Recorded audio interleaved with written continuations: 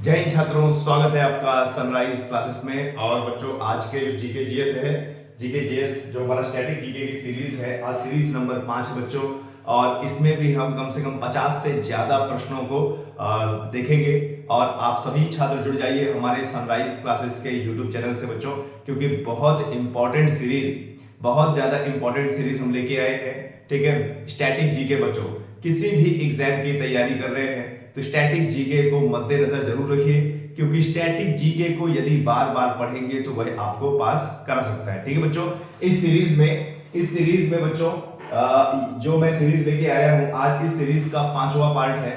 और ये सीरीज आपको SSC, NTPC, UP triple SC, army, इन सभी एग्जाम के लिए बहुत कारगर साबित होगी। और इस सीरीज में भूगोल, इतिहास, संविधान, अर्थशास्त्र, करंट अफेयर भी है। टॉप 50 क्वेश्चंस, 50 क्वेश्चंस तो है ही, लेकिन 50 क्वेश्चन से ज्यादा है इसमें बच्चों। ठीक है, ध्यान दीजिएगा। चलिए, समय हो गया है। सभी छात्र चैनल को लाइक करें, शेयर करें, सब्सक्राइब करें और बढ़ते हैं हम अपने प्रश्नों की तरफ। ठीक है बच्चों, तो आज की सीरीज का बच्चों पहला प्रश्न क्या है, जरा देखिए। निम्नलिखित शहरों में किसमें लिंगराज मंदिर अवस्थित है? ठीक है, निम्नलिखित शहरों में किसमें लिंगराज मंदिर अवस्थित है? श्रवणबेलगोला, बीजापुर, भुवनेश्वर या बच्चों क्या है, कलकत्ता। क्लियर है? तो आपको बता दें बच्चों, जो लिंगराज मंदिर है वो ओडिशा में है। और ओडिशा में कहां पे होगा? भुवनेश्वर। क्लियर बच्चों? निम्नलिखित शहरों में से किसमें लिंगराज मंदिर है? तो उत्तर क्या हो जाएगा? भुवनेश्वर। और भुवनेश्वर की हम जब भी बात करते हैं तो इसका मतलब होता है बच्चों ओडिशा। ठीक है, और मंदिरों की बात कर रहे हैं बच्चों, तो ओडिशा में ध्यान दीजिएगा, ओडिशा में, ठीक है, सूर्य कोणार्क मंदिर। ठीक है, सूर्य कोणार्क मंदिर है बच्चों यहाँ पे। और यहाँ पे जगन्नाथ, ठीक है, ध्यान देना, जगन्नाथ की यात्रा यहाँ पे बच्चों निकाली जाती है। जगन्नाथ की यात्रा, सूर्य कोणार्क मंदिर है यहाँ पे, जगन्नाथ की यात्रा निकाली जाती है बच्चों। ठीक है, और ध्यान दीजिएगा, यहीं पर ओडिशा में ही ऑलिव रिडले कछुआ को संरक्षण दिया जाता है। ठीक है, ऑलिव रिडले कछुआ को बच्चों यहाँ पे संरक्षण दिया जाता है, ये भूलना नहीं है। ठीक है, तो लिंगराज मंदिर कहाँ पे अवस्थित है? भुवनेश्वर पर। क्लियर है? चलिए, बहुत बढ़िया, आगे बढ़ते हैं। प्रश्न नंबर जरा 2 देख लीजिए क्या है। प्रश्न नंबर 2 क्या कह रहा है? किस पर स्वामित्व के लिए पाल, प्रतिहार और राष्ट्रकूट के बीच त्रिपक्षीय संघर्ष हुआ था? किस पर स्वामित्व के लिए पाल, प्रतिहार, राष्ट्रकूट के बीच त्रिपक्षीय संघर्ष हुआ था? दिल्ली, कन्नौज, पाटलिपुत्र या इनमें से कोई नहीं। तो बच्चों यहाँ पर आपका उत्तर हो जाएगा कन्नौज। क्लियर है बच्चों?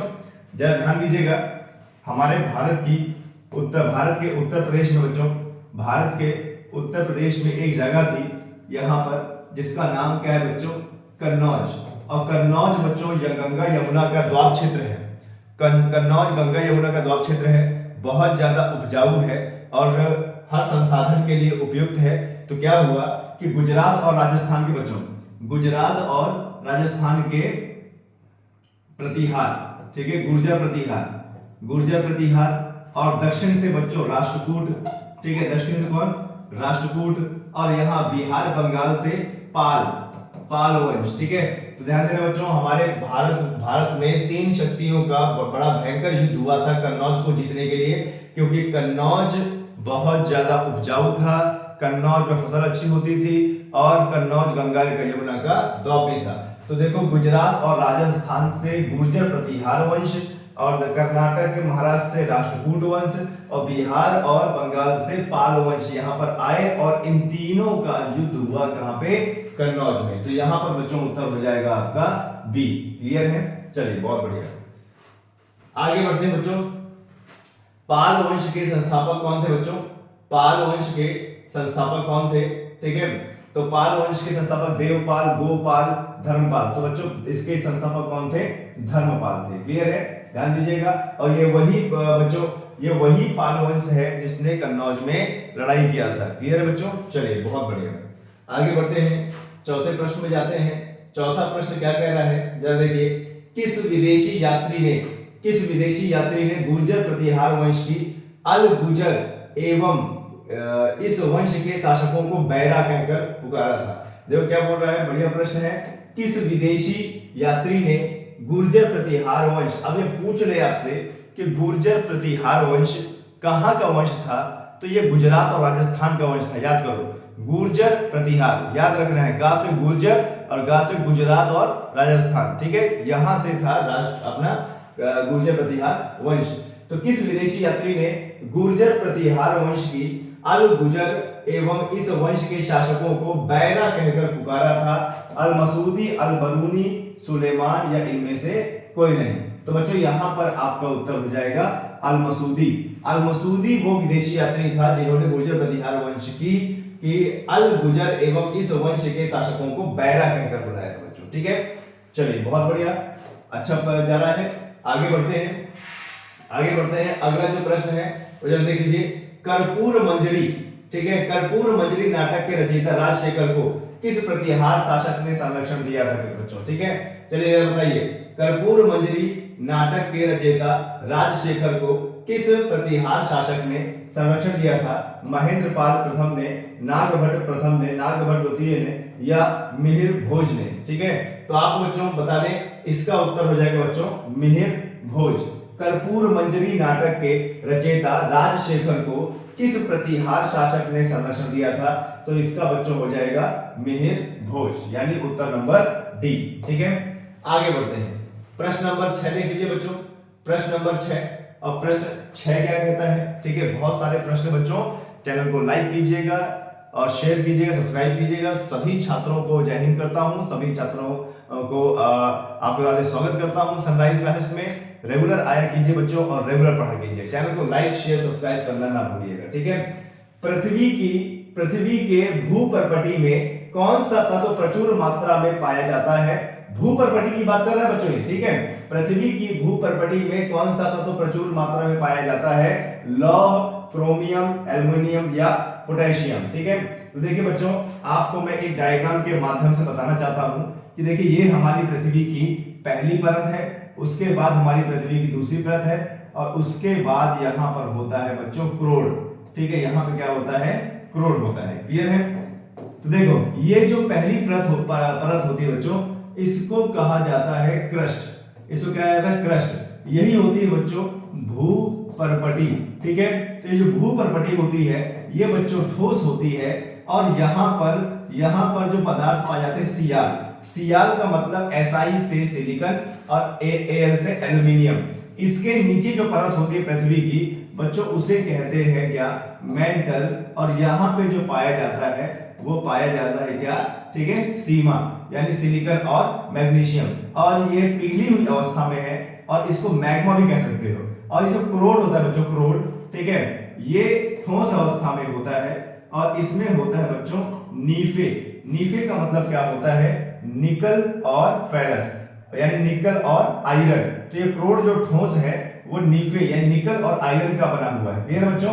अब जरा प्रश्न को पढ़ो, क्या बोल रहा है? पृथ्वी के भूपर्पटी पे कौन सा? तो भूपर्पटी तो भैया ये है और यहाँ पे सिलिकॉन और एल्युमिनियम पाया जा रहा है। तो आपका बच्चों यहाँ पे उत्तर हो जाएगा क्या?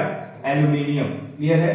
ध्यान देना, पृथ्वी की भूपर्पटी में जो सबसे ज्यादा प्रचुर मात्रा में पाया जाता है वो है बच्चों तत्व, कौन सा तत्व है वो है एल्युमिनियम। ठीक है, और ध्यान देना या इस पर भी प्रश्न बनते हैं कि भूपर्पटी में कौन से खनिज पाए जाते हैं? तो सियाल, सिलिकॉन और एल्युमिनियम। उसके नीचे मेंटल में जाएंगे आप तो मेंटल में सीमा पाया जाएगा, सीमा का मतलब सिलिकॉन और मैग्नीशियम। और क्रोड में जाएंगे बच्चों तो क्रोड ठोस होता है, बहुत ज्यादा ठोस होता है और ये नीफे का बना होता है। नीफे का मतलब निकल और फेरस बच्चों। ठीक है, चलिए आगे बढ़ते हैं।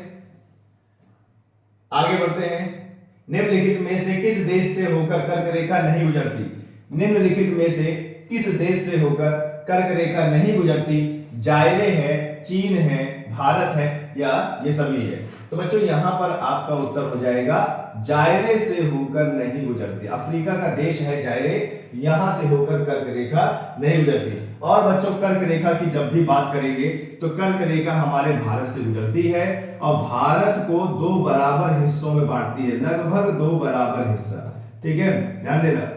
यहां पर एक प्रश्न भी आता है कि वह कौन सी रेखा है जो भारत को लगभग 2 बराबर हिस्सों में बांटती है। तो बच्चों वो क्या है, कर्क रेखा है और भारत के 8 राज्यों से होकर गुजरती है। बच्चों भारत के 8 राज्यों से होकर गुजरती है कर्क रेखा। क्लियर है, ध्यान दीजिएगा। अब कर्क रेखा कितने अक्षांश पर है, तो 23.5 डिग्री उत्तरी अक्षांश पे क्या है, कर्क रेखा बच्चों। क्लियर है, चलिए आगे बढ़ते हैं। अगला प्रश्न, 8वां प्रश्न देख लेते हैं बच्चों। 8वां प्रश्न क्या कह रहा है, 8वां प्रश्न, कोयला किस चट्टान में पाया जाता है। कोयला किस चट्टान में पाया जाता है, परतदार चट्टान, आग्नेय चट्टान, अजैव चट्टान या इनमें से कोई नहीं। क्लियर है, देखिए बच्चों आपको बता दें, आज धरती में हम जो कोयला निकाल रहे हैं, ये कोयला करोड़ों साल पहले धरती में दफन हुआ था। और जब भी कोई चीज धरती में दफन होती है तो उसके ऊपर धरती का प्रेशर पड़ता है और उसके साथ जो भी चीजें नीचे होती हैं वो चिपक जाती हैं। और चिपकने के बाद चाहे पत्थर हो, कोई पत्थर हो, चट्टान हो, कोई भी चीज हो, खनिज पदार्थ क्यों ना हो, जब धरती का प्रेशर पड़ेगा तो सभी चीजें आपस में चिपक जाएंगी और एक परत का निर्माण कर देंगी। और निर्माण करने के बाद वो और ज्यादा ठोस होता जाएगा समय दर समय से। क्लियर है, तो आपको बता दें हमारे विश्व में जो कोयला है वो परतदार चट्टानों में पाया जाता है। ठीक है, तो यहाँ पर उत्तर होगा ए। और आपसे पूछ ले कि परतदार चट्टानों में किस प्रकार से पाया जा रहा है, तो बच्चों देखिए बहुत पहले, करोड़ों साल पहले वनस्पति, पेड़ पौधे और जंगल झाड़, इनमें उल्कापिंड की बारिश हुई, ज्वालामुखी का उद्गार हुआ, ये सब जमीन के नीचे दफन हो गए और करोड़ों साल तक जमीन का, धरती का प्रेशर इस पे पड़ता रहा। नतीजा इन्होंने अपनी दशा को रूपांतरण किया और वनस्पति से बन गया ये कोयला। लेकिन कोयला बनने तक इन्होंने जो सफर किया है प्रेशर तय करने का, प्रेशर जो तय किया है इन्होंने, प्रेशर जो संभाला है, उससे इन पर बन गई परत, चट्टानों की भी बन गई परत। नतीजा चट्टानों के बीचों बीच में पाए जाते हैं क्या, कोयला। तो परतदार चट्टान होगा बच्चों, परतदार चट्टान। ठीक है, अच्छा ये जो आग्नेय चट्टान है बच्चों, आग्नेय चट्टान, चट्टानों का जो क्रम होता है ना, ठीक है, तो पहले क्रम में ध्यान देना, जो चट्टान की साइकिल होती है ना, कि चट्टान की बनने का जो क्रम होता है, तो पहला क्रम क्या होता है, आग्नेय चट्टान। क्या होता है, पहला क्रम क्या होता है, आग्नेय चट्टान। एग्जाम में पूछता है बच्चों कि यदि ज्वालामुखी का उद्गार हुआ, ध्यान दीजिएगा बच्चों, बहुत सटीक क्वेश्चन बता रहा हूं, आरओ 11 में पूछा करता है। ठीक है, यदि ज्वालामुखी का उद्गार हुआ और लावा बाहर आया और लावा जब सूखेगा तो वह कौन सी चट्टान बनेगी, तो बच्चों को आग्नेय चट्टान बनेगी। क्लियर है, काफी बार ऐसे प्रश्न आते हैं, बच्चे गलत कर देते हैं। जब ज्वालामुखी का उद्गार होगा और ज्वालामुखी जब बाहर आएगा, ठीक है, पिघला हुआ लावा जब बाहर आएगा, सूखेगा, तो जो पहली चट्टान बनेगी बच्चों वो होगी आग्नेय चट्टान। ठीक है, अजैव चट्टान मतलब जिसमें जैविक पदार्थ नहीं है, जैसे अरावली, जैसे बच्चों राजस्थान की कौन सी, अरावली बच्चों। ठीक है, चलिए 8 क्वेश्चन तक हो गया है, आगे बढ़ते हैं बच्चों और देखते हैं। चलिए बच्चों आगे बढ़ते हैं और देखते हैं कि अगला जो प्रश्न है वो क्या कहता है। ठीक है, चलिए बहुत बढ़िया। अगला जो प्रश्न है बच्चों वो क्या कह रहा है, जरा देखिए, निम्नलिखित में से किसे प्रकृति का सुरक्षा वॉल्व कहा जाता है। ठीक है, निम्नलिखित में से किसे प्रकृति का सुरक्षा वॉल्व कहा जाता है, ज्वालामुखी को, ओजोन गैस को, भूकंप को या नदियां को बच्चों। क्लियर है, ध्यान देना, ये प्रश्न आरओ एआरओ में बहुत ज्यादा पूछा गया है, तो इसको ध्यान में रखना बच्चों। ठीक है, तो यहां पर उत्तर क्या होगा, ज्वालामुखी। क्लियर है, देखो बच्चों धरती के नीचे जो ज्वालामुखी है और ज्वालामुखी से जो लावा आता है वो सीधे धरती के मेंटल से आता है और वहां पर इतना ज्यादा हाई प्रेशर होता है, अगर ज्वालामुखी ना फटे तो आप बता दें पूरी दुनिया तहस नहस हो सकती है। और जहां से ज्वालामुखी फटते हैं वहां से धरती का मैग्मा लावा के रूप में निकलता है, नतीजा धरती का प्रेशर शांत होता है। ठीक है, और धरती के प्रेशर शांत होने की वजह से समय समय पे ज्वालामुखी फटने की वजह से धरती स्थिर रहती है। और यदि अगर ज्वालामुखी बच्चों ना फटे तो क्या हो सकता है कि एक हाई प्रेशर से विस्फोट होगा, वो धरती को तहस नहस कर सकता है। इसीलिए धरती का सेफ्टी वॉल्व यानी सुरक्षा वॉल्व कहा जाता है ज्वालामुखी को। ठीक है, ओजोन गैस को बच्चों पृथ्वी का कंबल कहा जाता है। क्या कहा जाता है, पृथ्वी का कंबल कहा जाता है, ठीक है। और ओजोन का जो फॉर्मूला होता है वो O3 होता है। क्लियर है? चलिए, बहुत बढ़िया, बहुत बढ़िया। आगे बढ़ते हैं बच्चों। आगे जरा देखिए क्या है। विश्व का सबसे ऊंचा ज्वालामुखी पर्वत कोटोपैक्सी कहां स्थित है? विश्व का सबसे ऊंचा ज्वालामुखी पर्वत कोटोपैक्सी कहां स्थित है? भारत में, जापान में, जर्मनी में या इक्वाडोर में? ठीक है, तो बच्चों विश्व का सबसे ऊंचा ज्वालामुखी पर्वत कोटोपैक्सी कहां स्थित है? तो बच्चों ये है कहां पे? इक्वाडोर में। तो इसका उत्तर क्या हो जाएगा? इक्वाडोर। क्लियर है? ओके। यहां पर एक जापान का जो ज्वालामुखी पर्वत है वो पूछा जाता है जापान का फ्यूजियामा। ध्यान देना, फ्यूजियामा, ठीक है, सक्रिय ज्वालामुखी है। फ्यूजियामा क्या है भैया? सक्रिय ज्वालामुखी है। पूछता है फ्यूजियामा पर्वत जो सक्रिय ज्वालामुखी भी है कहां का है? जापान का है, ठीक है। भारत का कौन सा है? भारत का है बच्चों बैरेन द्वीप, ठीक है। भारत का क्या है? बैरेन द्वीप, ठीक है। पूछ ले भारत का एकमात्र सक्रिय ज्वालामुखी कौन सा है? तो वो है बच्चों आपका बैरेन द्वीप। क्लियर है? ठीक है। इक्वाडोर में क्या है? कोटोपैक्सी। आगे बढ़ते हैं बच्चों। प्रश्न नंबर 11, हिमालय की उत्पत्ति किस भूसंगति से हुई है? ठीक है, गोदावरी, टीथिस, शिवालिक या इनमें से कोई नहीं। पूछ रहा है बच्चों कि हिमालय की उत्पत्ति किस भूसंगति से हुई है? तो बच्चों यहां पर आपका होगा टीथिस भूसंगति। क्या होगा बच्चों? टीथिस भूसंगति। क्लियर है? ध्यान दीजिएगा, जो टीथिस सागर था, टीथिस सागर के मलबे के उत्थान से, ठीक है, टीथिस सागर के मलबे के उत्थान से हिमालय पर्वत का निर्माण हुआ है। जब भी हिमालय पर्वत की उत्पत्ति की बात करें तो टीथिस भूसंगति आपको पता होना चाहिए। और टीथिस क्या था? टीथिस बच्चों एक महासागर था अंगारा लैंड और गोंडवाना लैंड के मध्य। अंगारा लैंड और गोंडवाना लैंड के मध्य जब हमारा पेंजिया दो भागों में टूटा था तो यहां पर निर्माण हुआ था टीथिस सागर का। ठीक है बच्चों, आगे बढ़ते हैं बच्चों। विश्व की सबसे बड़ी मीठे जल की झील कौन सी है? विश्व की सबसे बड़ी मीठे जल की झील कौन सी है? सुपीरियर झील, बैकाल झील, मिशिगन झील या विक्टोरिया झील बच्चों। ठीक है, तो ध्यान देना बच्चों, विश्व की सबसे बड़ी मीठे पानी की जो झील है वो सुपीरियर झील है। तो यहां पे आपका उत्तर हो जाएगा ए। और सुपीरियर झील कहां पे बच्चों? यूएसए में। क्लियर है? और जब भी बैकाल झील की बात करें तो भैया विश्व की सबसे गहरी झील, ठीक है, विश्व की सबसे गहरी झील, ठीक है, कौन सी है? बैकाल झील। और बच्चों विक्टोरिया झील की बात करें तो विक्टोरिया झील से ही निकलती है कौन सी नदी? नील नदी। ठीक है, कौन सी नदी? नील नदी। विश्व की सबसे लंबी नदी नील नदी बच्चों। ठीक है, आगे बढ़ते हैं।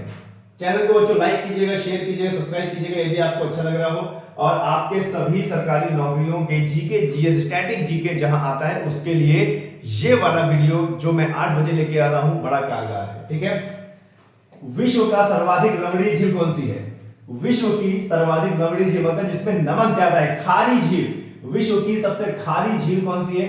वॉन झील, मृत झील, सुपीरियर झील या बैकाल झील। ठीक है, तो बच्चों आपको बता दूं विश्व की सर्वाधिक लवणीय झील है वॉन झील। ठीक है, जिसमें नमक बहुत ज्यादा है। खारी झील तो ये है बच्चों ए, वॉन झील। सुपीरियर झील विश्व की सबसे मीठे पानी की झील है। ठीक है, मृत झील बच्चों प्रश्न आया था कि मृत झील या मृत सागर किन दो देशों के मध्य है? तो वो है बच्चों जॉर्डन और इजराइल के बीच में। ठीक है, जॉर्डन और इजराइल के मध्य है। मैप बेस्ड क्वेश्चन में यहां से प्रश्न आते हैं।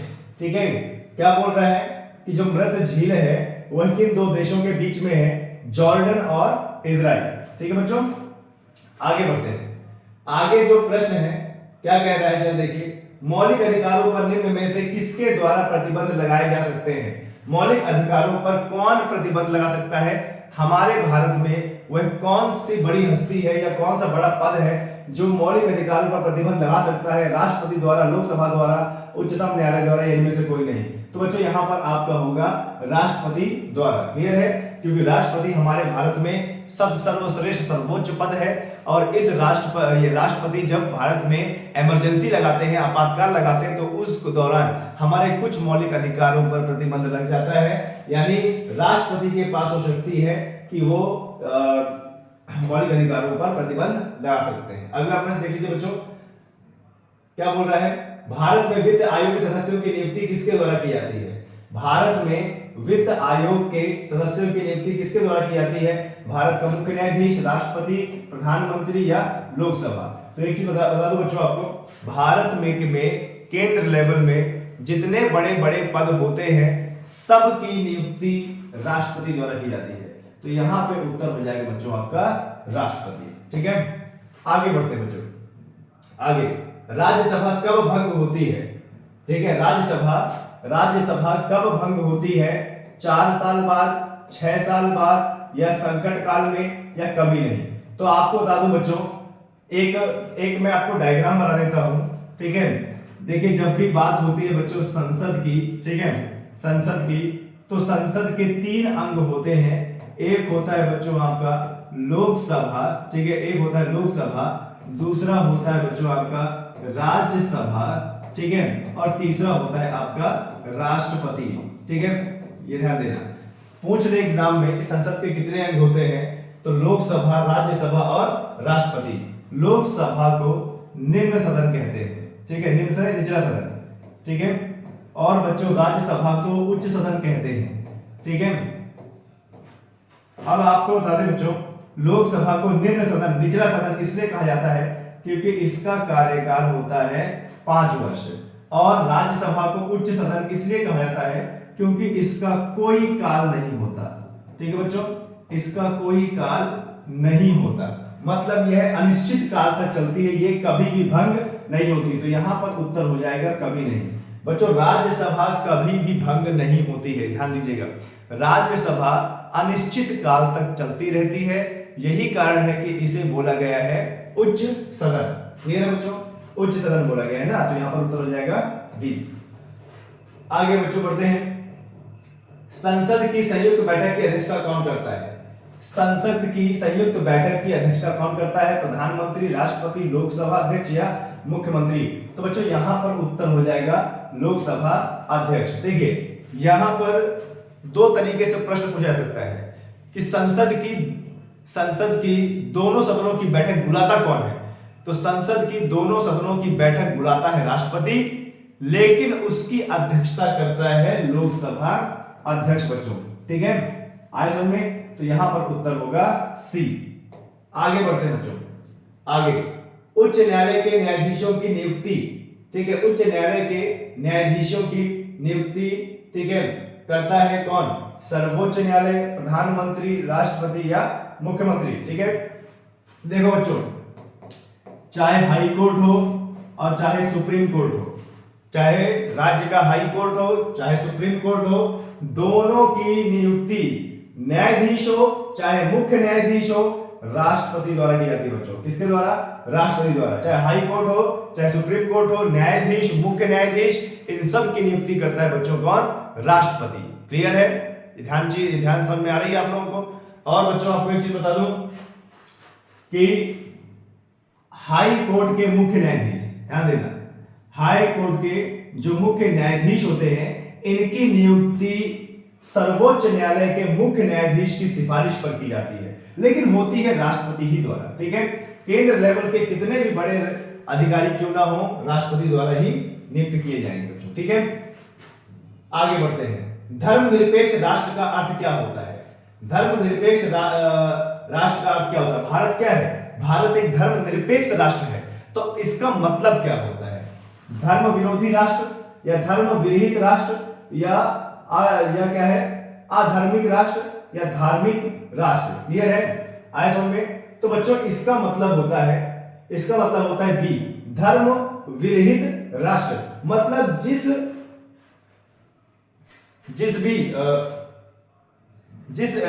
भी देश, जैसे हमारा भारत है, हमारा भारत सभी देशों की मान्यता देता, सभी धर्मों को मान्यता देता है। ठीक है, लेकिन भारत किसी एक धर्म का नहीं है। ठीक है, देखिए हमारे भारत में हिंदू, मुस्लिम, सिख, ईसाई, पारसी सब लोग विराजमान हैं, सब लोग बढ़िया जीवन जी रहे हैं। तो हमारा भारत किसी एक धर्म का नहीं है, बल्कि हमारा भारत सभी धर्मों की रिस्पेक्ट करता है। इसी को बोलते हैं बच्चों धर्मनिरपेक्ष। तो यहां पर उत्तर हो जाएगा बी। आगे बढ़ते हैं बच्चों, संविधान की किस अनुसूची में क्षेत्रीय 22 भाषाएं सम्मिलित हैं? संविधान की किस अनुसूची में क्षेत्रीय 22 भाषाएं सम्मिलित हैं? ठीक है, पहली, पांचवी, आठवीं या सातवीं? तो बच्चों यहां पर उत्तर हो जाएगा आठवीं। हमारे संविधान की आठवीं अनुसूची, ध्यान देना, आज आठवीं अनुसूची में 22 भाषाओं का उल्लेख है। कितना? 22 भाषाओं का उल्लेख है। और अगर आपसे अनुच्छेद पूछ ले, ठीक है, अनुच्छेद पूछ ले कि भाषा का उल्लेख किसमें है, तो अनुच्छेद 343। ठीक है बच्चों, अनुच्छेद 343, अनुच्छेद 343 कहता है कि हिंदी भारत की राष्ट्रीय भाषा नहीं है, राजभाषा है। ठीक है, इस पे ध्यान दीजिएगा। तो यहां पे आठवीं अनुसूची हो जाएगा। आगे बढ़ते हैं। योजना आयोग का अध्यक्ष होता है। योजना आयोग का अध्यक्ष कौन होता है? प्रधानमंत्री, नियोजन मंत्री, मुख्यमंत्री या राष्ट्रपति? तो बच्चों हमेशा हमेशा हमेशा सदैव योजना आयोग का जो अध्यक्ष होगा वो होगा बच्चों क्या? प्रधानमंत्री। ठीक है, ध्यान देना, केंद्र लेवल का जो योजना आयोग है इसका हमेशा हमेशा जो अध्यक्ष होगा प्रधानमंत्री होगा। योजना आयोग का नाम बदल के बच्चों अभी कर दिया गया है नीति आयोग। ठीक है, नीति आयोग। और आपको बता दें भारत में योजना आयोग की स्थापना 1950 में की गई थी और योजना आयोग का ही नाम बदल के नीति आयोग कर दिया गया। तो यह कब किया गया? सन 2015 में। ठीक है, और नीति का फुल फॉर्म भी है national institute for transforming India. National institute for transforming India, clear है? और ये करता क्या है? ये नीति आयोग करता क्या है? ये बच्चों पंचवर्षीय योजना बनाता है। क्या बनाता है? पंचवर्षीय योजना बनाता है नीति आयोग। तो उत्तर हो जाएगा यहाँ पे ए। आगे बढ़ते हैं बच्चों। गरीबी हटाओ का नारा के साथ किसका नाम जुड़ा है? यानी गरीबी हटाओ का नारा किसने दिया था? महात्मा गांधी, जवाहरलाल नेहरू, मोतीलाल नेहरू, इंदिरा गांधी। तो यहां पर बच्चों आएगा इंदिरा गांधी डी। इंदिरा गांधी के समय में यह नारा दिया गया था गरीबी हटाओ। ठीक है, आगे बढ़ते हैं। प्रश्न नंबर 23। अंतरराष्ट्रीय मुद्रा कोष का मुख्यालय कहां पे है? अंतरराष्ट्रीय मुद्रा कोष का मुख्यालय कहां पे है? लंदन में, न्यूयॉर्क में, वॉशिंगटन में या जिनेवा में? तो बच्चों अंतरराष्ट्रीय मुद्रा कोष का मुख्यालय कहां पे है? वॉशिंगटन डीसी में है। ठीक है, ध्यान देना, विश्व बैंक, वर्ल्ड बैंक का भी मुख्यालय यहीं पे है। आईएमएफ यानी इंटरनेशनल मॉनेटरी फंड, अंतरराष्ट्रीय मुद्रा कोष का मुख्यालय भी कहां पे है? वॉशिंगटन डीसी में। ठीक है, चलिए बहुत बढ़िया, आगे बढ़ते हैं बच्चों। चैनल को लाइक, शेयर, सब्सक्राइब जरूर करते रहिएगा, बहुत अच्छी क्लास चल रही है। स्वतंत्र भारत के प्रथम गवर्नर जनरल कौन थे? स्वतंत्र भारत के प्रथम गवर्नर जनरल कौन थे? Lord Canning, Lord Mountbatten, Lord Dufferin या लॉर्ड लिटन?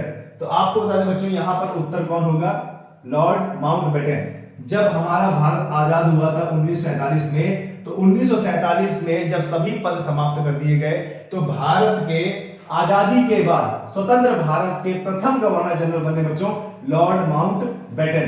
और यही व्यक्ति भारत का अंतिम वायसराय भी था। यही व्यक्ति भारत का अंतिम वायसराय बना और जब हमने आजादी पा ली तो हमारे देश का गवर्नर जनरल बना। ठीक है, इसके बाद आते हैं बच्चों सी राजगोपालाचारी। ठीक है, सी राजगोपालाचारी। हमको इनको याद क्यों करना है बच्चों? ये सी राजगोपालाचारी प्रथम भारतीय गवर्नर जनरल थे। प्रथम और अंतिम भारतीय गवर्नर जनरल थे यही सी राजगोपालाचारी। ठीक है बच्चों, चलिए और आगे बढ़ते हैं।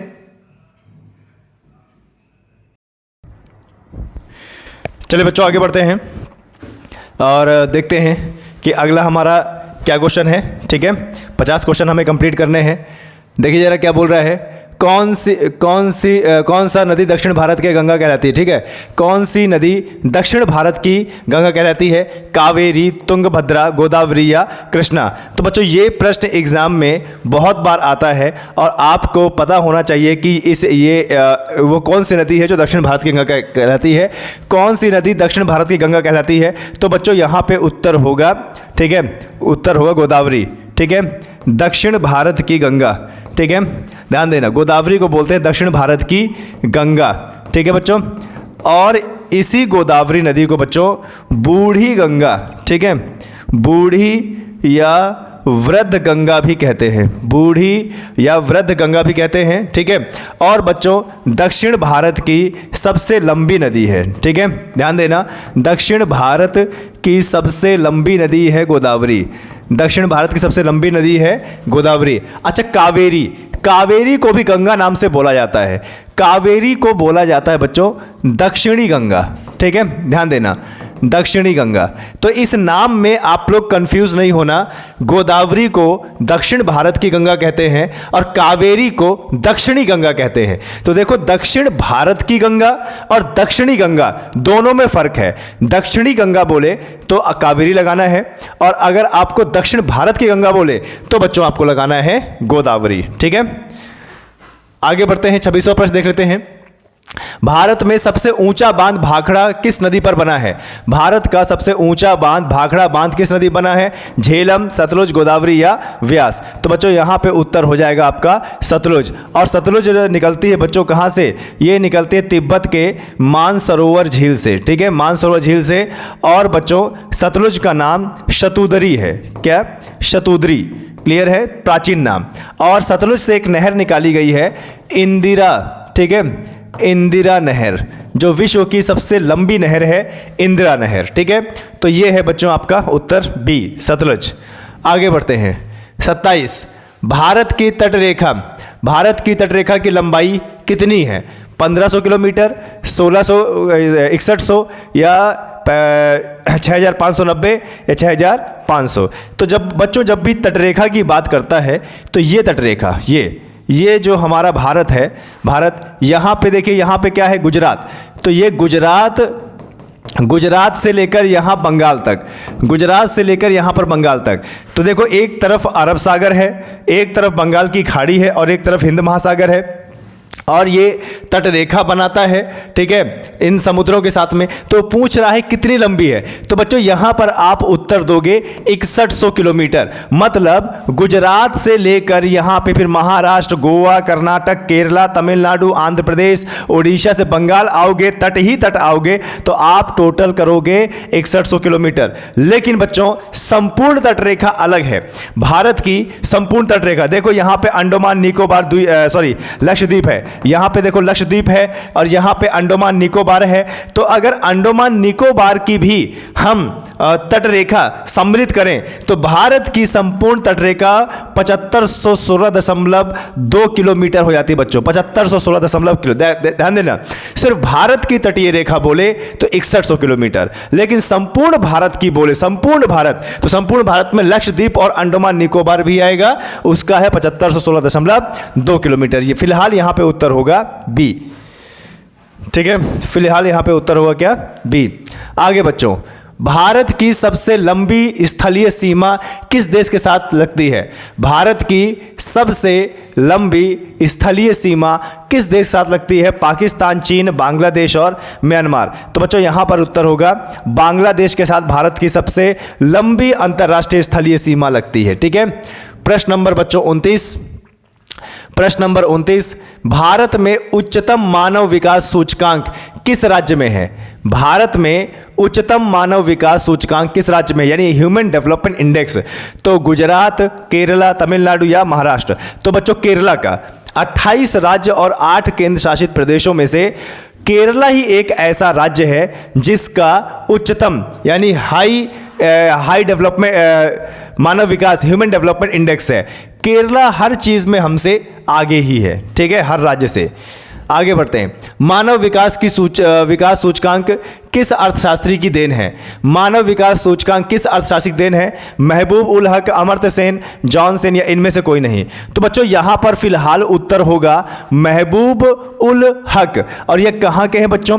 पाकिस्तान से हैं। इन्होंने ही मानव विकास सूचकांक की अवधारणा दिया था कि किसी देश का विकास अगर हमें जानना है तो हमें HDI में फोकस करना पड़ेगा। लेकिन बच्चों इनका साथ दिया था हमारे भारत के अर्थशास्त्री अमर्त्य सेन ने, ठीक है, ध्यान दीजिएगा। ये UPPCS या IAS में इन सब में प्रश्न आता है कि किन दो अर्थशास्त्रियों ने मानव विकास सूचकांक की अवधारणा प्रतिपादित किया था? तो बच्चों उत्तर दोनों होता है, महबूब उल हक और अमर्त्य सेन। अब लेकिन इसमें 4 ऑप्शन है, ठीक है, तो हम यहां पर महबूब उल हक को मानेंगे, लेकिन हमारे अमर्त्य सेन का भी योगदान कुछ कम नहीं रहा है, ठीक है। आगे बढ़ते हैं बच्चों। गिल्ट एल्ट बाजार किससे संबंधित है? ठीक है, गिल्ट एल्ट बाजार किससे संबंधित है? सोना चांदी, करेंसी नोट, सरकारी प्रतिभूतियां या ऋण पत्र। ठीक है, तो बच्चों जहां पर भी आप गिल्ट एल्ट बाजार देख लें भैया वो सोना चांदी है। वो क्या है? वो सोना चांदी है। ठीक है, तो यहां पर उत्तर आपका हो जाएगा ए। क्लियर है? आगे बढ़ते हैं बच्चों। क्या है? हरित क्रांति शब्द के प्रतिपादक कौन थे? अब देखो शब्द के प्रतिपादक बोल रहा है, प्रतिपादक, ये नहीं बोल रहा है कि हरित क्रांति लाया कौन, प्रतिपादक बोल रहा है। तो हरित क्रांति के शब्द के प्रतिपादक विलियम गॉड या वर्गीस कुरियन, नॉर्मन बोरलॉग या इनमें से कोई नहीं। तो बच्चों उत्तर होगा विलियम गॉड। विलियम गॉड ने हरित क्रांति शब्द का प्रयोग किया था। ठीक है, अच्छा भारत में हरित क्रांति, भारत में हरित क्रांति के जनक, हरित क्रांति जनक कौन? एमएस स्वामीनाथन। क्या बच्चों? एमएस स्वामीनाथन। भारत में हरित क्रांति के जनक कौन बच्चों? एमएस स्वामीनाथन। ठीक है, और हरित क्रांति के तहत बच्चों भारत में खाद्यान्न पर ज़्यादा फोकस किया और सबसे ज़्यादा गेहूं और चावल को उगाया गया बच्चों। ठीक है, आगे बढ़ते हैं। प्रश्न नंबर 33, विश्व में दुग्ध उत्पादन के क्षेत्र में कौन सा भारत का कौन सा स्थान है? विश्व में, तो आपको बता दें बच्चों पहला, दूसरा, तीसरा या चौथा। तो देखो भारत में विश्व में सबसे ज्यादा दूध का उत्पादन होता है, यानी भारत पहले नंबर पे है। और आपको बता दूं बच्चों पशुधन में भी भारत क्या है? पहले नंबर पे है। क्लियर है? ध्यान दीजिएगा। आगे बढ़ते हैं बच्चों। बोलता है कि किस काल की लिपि को चित्राकार लिपि कहा जाता है? तो आपको बता दें बच्चों सिंधु, वैदिक, गुप्त या मौर्य। तो बच्चों वो सिंधु काल की जो लिपि थी उसको भाव चित्रात्मक माना जाता है। भाव चित्रात्मक क्यों? क्योंकि किसी शब्द का अभी तक पता नहीं चल पाया है, और सिंधु घाटी की जो लिपि थी वो भाव चित्रात्मक तो है ही, लेकिन उसको आज तक पढ़ा नहीं गया है। ठीक है, चलिए तो ये हो गया बच्चों सिंधु काल की लिपि। आगे बढ़ते हैं। ठीक है, अशोक के शिलालेखों की क्या लिपि थी? तो बच्चों अशोक के शिलालेख देवनागरी, गुरुमुखी, खरोष्टी या ब्राह्मी। तो उत्तर हो जाएगा ब्राह्मी। ठीक है, अशोक के अधिकांश शिलालेख किसमें थे? ब्राह्मी लिपि में थे। क्लियर है? आगे जरा देखिए, चोल शासकों की भाषा क्या थी? बच्चों चोल जो शासक हैं ये तमिलनाडु के साइड में, तमिलनाडु की तरफ राज करते थे। इनकी भाषा थी बच्चों तमिल। क्लियर है? चलिए आगे बढ़ते हैं। गोवा की स्वीकृत राजभाषा क्या है? गोवा की स्वीकृत राजभाषा क्या है? कोंकणी, गुजराती, मराठी या पुर्तगाली। ठीक है बच्चों, ध्यान देना, पुर्तगाली मत लगा दीजिएगा। हाँ, भले ही पुर्तगालियों ने इस पे राज जरूर किया है, लेकिन पुर्तगाली मत लगा दीजिएगा। गोवा की भाषा क्या है बच्चों? कोंकणी। तो यहां पे उत्तर हो जाएगा आपका ए। क्लियर है? आगे बढ़ते हैं। राष्ट्रीय साक्षरता मिशन की शुरुआत कब हुई? राष्ट्रीय साक्षरता मिशन की शुरुआत कब हुई? 1900 में, 1988 में, 1999 में। तो उत्तर हो जाएगा बच्चों यहाँ पर 1988। पूरे भारत में शिक्षा को महत्व को बढ़ाने के लिए साक्षरता मिशन चलाया गया। क्लियर है? आगे बच्चों, आगे जरा देखिए, फोर्ट विलियम कॉलेज कहाँ स्थित है? फोर्ट विलियम आगरा में, नई दिल्ली में, मुंबई में या कलकत्ता में? तो बच्चों फोर्ट विलियम किला और फोर्ट विलियम कॉलेज ये दोनों स्थित है बच्चों कहाँ पे? कलकत्ता में। ठीक है, चलिए बहुत बढ़िया। आगे बढ़ते हैं। मुगल काल में किस भाषा को रेखांकित किया गया था? मुगल काल में किस भाषा को रेखांकित किया गया था? उर्दू, अरबी, तुर्की या फारसी? तो यहाँ पे बच्चों उत्तर हो जाएगा क्या? उर्दू। ठीक है, मुगल काल में उर्दू भाषा को रेखांकित किया गया था। लेकिन बच्चों जहांगीर के समय में, ध्यान देना, जहांगीर के समय में, ठीक है, मुगल काल की आधिकारिक भाषा थी फारसी। जहांगीर के समय में मुगल काल की आधिकारिक भाषा क्या थी? फारसी। लेकिन फिलहाल उत्तर क्या है? उर्दू। क्लियर है? आगे बढ़ते हैं बच्चों। ठीक है, अनवार ए सुहेली ग्रंथ किसका अनुवाद है? अनवार ए सुहेली ग्रंथ किसका अनुवाद है? पंचतंत्र, सूरसागर, रामायण या महाभारत? तो उत्तर हो जाएगा बच्चों पंचतंत्र। ठीक है, सभी छात्रों से रिक्वेस्ट करूंगा कि चैनल को लाइक करें, शेयर करें और सब्सक्राइब करें। ठीक है, आगे बच्चों, आगे जरा देखिए, निजी क्षेत्र में देश का पहला अंतर्राष्ट्रीय हवाई अड्डा कहां पर निर्माणाधीन है? ठीक है, तो निजी क्षेत्र का देश का पहला अंतर्राष्ट्रीय हवाई अड्डा बच्चों कोची है। निजी क्षेत्र का पहला हवाई अड्डा कौन सा है? कोची है। लेकिन अगर रेलवे स्टेशन बोल दे कि निजी क्षेत्र का पहला रेलवे स्टेशन, तो वो है बच्चों कमलापति। क्या है? Kamlapati railway station. ये कहां पे है? भोपाल का है। ठीक है, ध्यान दीजिएगा। तो यहां पर केरला का कोची आ जाएगा। आगे बढ़ते हैं। ठीक है, ग्रैंड ट्रंक रोड किसने बनवाई थी? ग्रैंड ट्रंक रोड किसने बनवाया था? अकबर ने, जहांगीर ने, शाहजहां ने या शेरशाह ने? तो बच्चों बनाया था इसको किसने? शेरशाह ने। कहां से बनाया था बच्चों? इसको बनाया था कलकत्ता से लाहौर। कलकत्ता से क्या भैया? लाहौर तक बनाया था। ठीक है, शेरशाह सूरी ने। जीटी रोड का निर्माण शेरशाह सूरी ने करवाया था। आगे, दुनिया का पहला 3D मुद्रित जेट इंजन, दुनिया का पहला 3D मुद्रित जेट इंजन किस देश ने विकसित किया था? जर्मनी, ऑस्ट्रेलिया, जापान या अमेरिका?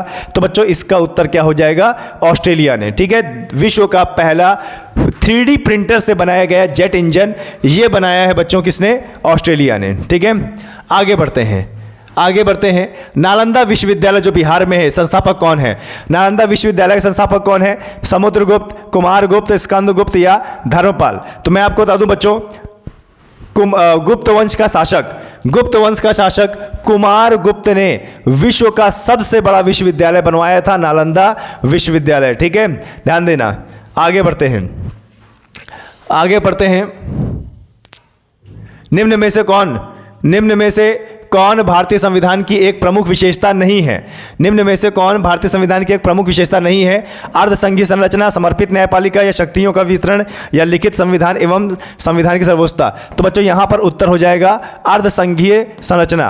अर्धसंघीय संरचना हमारे संविधान की कोई विशेषता नहीं है। बाकी ये 3 विशेषता है, समर्पित न्यायपालिका, शक्तियों का वितरण होता है राज्य और केंद्र में, और लिखित संविधान। पूरे विश्व का सबसे बड़ा लिखित संविधान है हमारे भारत का।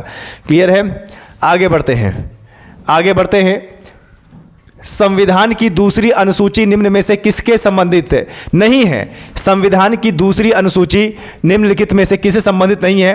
राष्ट्रपति, नियंत्रक एवं महालेखा परीक्षक, लोकसभा अध्यक्ष या अध्यक्ष संघ लोक सेवा आयोग? तो बच्चों यहां पे उत्तर हो जाएगा डी।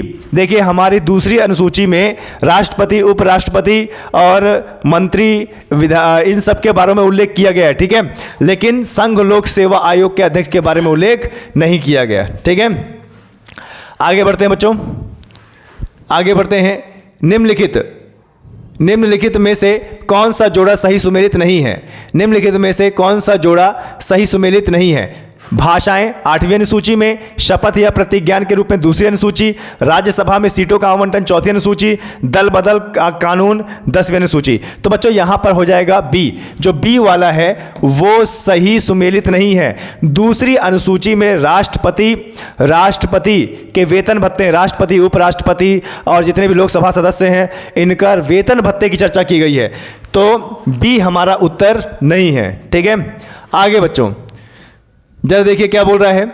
निम्नलिखित में से कौन सा कथन संविधान की 7वीं अनुसूची की सही व्याख्या करता है? इसमें संविधान में मान्यता प्राप्त भाषाएं हैं, ये गलत है। इसमें जनजातीय क्षेत्रों के प्रशासन में उल्लेख है, ये भी गलत है। इसमें केंद्र एवं राज्यों के बीच शक्तियों का विभाजन है, यही सही है बच्चों। अनुसूची 7 में केंद्र और राज्यों के बीच शक्तियों के विभाजन का उल्लेख है। क्लियर है?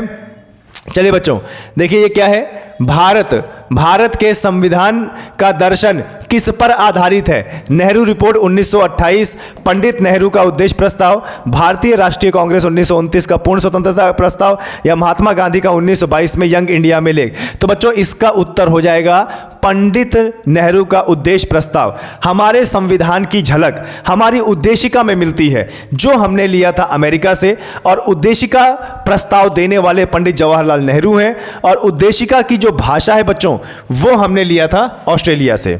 ठीक है बच्चों, आपके 50 प्रश्न कंप्लीट हुए और आगे बढ़ते हैं। ठीक है, भारतीय संविधान की प्रस्तावना अपने देश के नागरिकों के लिए किस चीज की स्वतंत्रता सुनिश्चित करती है?